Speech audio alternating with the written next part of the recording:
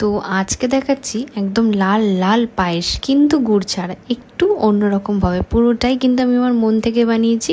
তো চলো শেয়ার করি। তো প্রথমে দুধটাকে আমি ভালো করে জাল দিয়ে দিলাম, আর ফ্লেভারের জন্য একটু এলাচটাকে অ্যাড করে দিলাম, আর তারপরে চালটাকে ধুয়ে আমি অ্যাড করে দিলাম। এখানে কিন্তু আমি চাল গোবিন্দভোগই ইউজ করেছি। হ্যাঁ, দিয়ে ভালো করে দুধের সাথে চালটাকে ফোটালাম। দেখো একদম উপর থেকে যে শর্টটা পড়ছে ওটার সাথে বারবার করে মেলাচ্ছি, আর পরে কিন্তু অল্প অল্প করে দুধটাও অ্যাড করছি, নাহলে কিন্তু লেগে যাওয়ার চান্স থাকে।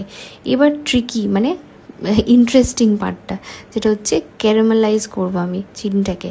হ্যাঁ, ভালো করে চিনি দিলাম, ওর মধ্যে একটু জল দিয়ে জিনিসটাকে ক্যারামেল করলাম। দেখো একদম কালারটা একদম গুড়ের মতো চলে এসছে। তো সেটাই কিন্তু আমি এর মধ্যে অ্যাড করলাম। হ্যাঁ, আমি কিন্তু কখনো কোনো ভিডিওতে দেখিনি, এটা সম্পূর্ণ আমি আমার মাথা থেকে মন থেকেই বানিয়েছিলাম।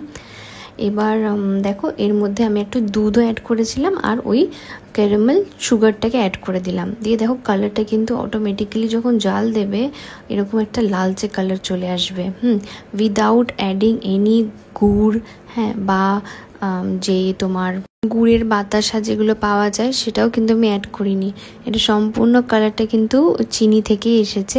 তো এরকমভাবে একবার ট্রাই করো, খেতে কিন্তু একটু অন্যরকম হয়েছিল। আর আমি কিন্তু একটা ভুল করেছি, আমি কিন্তু এর মধ্যে কিশমিশ আর কাজু বাদামটা দিতে একদম ভুলে গেছিলাম। তো লাস্টে আমি উপর থেকে ছড়িয়ে দিয়েছি। এরকমভাবেই ট্রাই করো, আমাকে কিন্তু জানিও তোমাদের কেমন লাগবে।